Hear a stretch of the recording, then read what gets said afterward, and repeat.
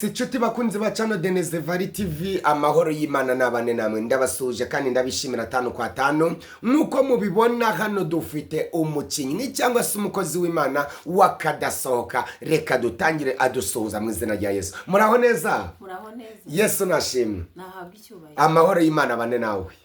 Umeze ute ko mbona uyu munsi waje wabukereye? Meze neza nta kibazo. Ongerijwe tubwire rero. Meze neza nta kibazo. Kandi urashima Imana. Nukuri ndayishima. Haleluya. Bwakeye buti Kigali se? Bwakeye neza izuba riri kuva. Oho.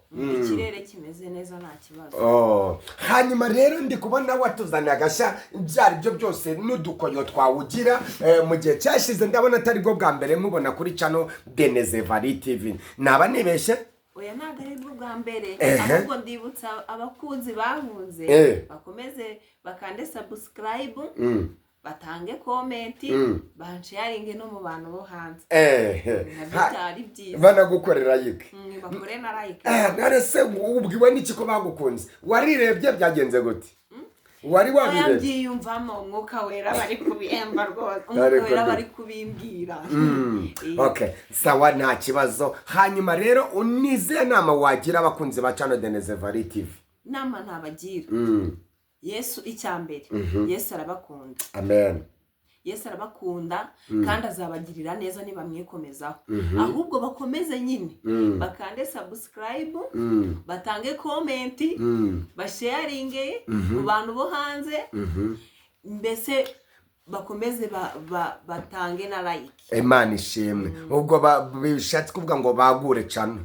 bagure cano Imana igumugisha Denise Vari ni cano nziza ivuga ku by'Uwiteka niyo mpamvu ndi kubasaba kugira ngo bakomeze gusharinga bagenda badusangiza n'abandi inshuti zo hanze zose kugira ngo dukomeze kuganira ku by'umwuka w'Imana azatuyobora amen ye urakoze cyane rero ngaho mu kanya gatoya uze utugezeho ku ijambo ry'Imana dusengere twumve reka nsenge mu izina rya Yesu Mana turagushimiye tugushimiye ko wabanye natwe tugushimiye ko waturamukije tugihumeka tugushimiye ko ukiturinze data nyiringabo ntuhabwe icyubahiro ni byinshi waturinze impfu nyinshi harabo warinze impfu uturinda kurwa mu bwobo rwa Satani uba mu ruhande rwacu uturindira mu masezerano utugirira neza icyubahiro n'icyawe data nyiringabo turagushimiye hari ibyo wavuganye natwe urabisohoza ubana natwe utubera Imana uba mu ruhande rwacu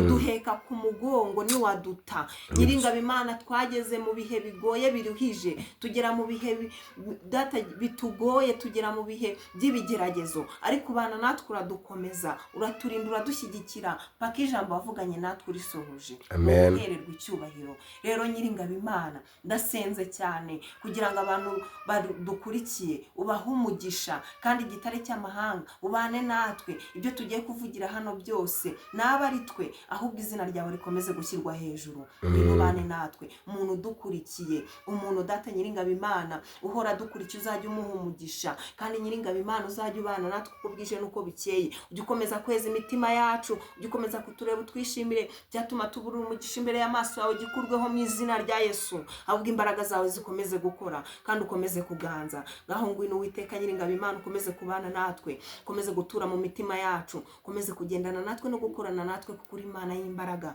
kandi uri Imana y'inyebutwari ngaho data nyiringabo Imana ngwino tukwakirije yombi muri kino kiganiro kugira ngo ubane natwe kandi utugirire neza kuko uri Imana ishobora byose mu izina rya Yesu Kristo wa Nazareti amen amen urakoze cyane.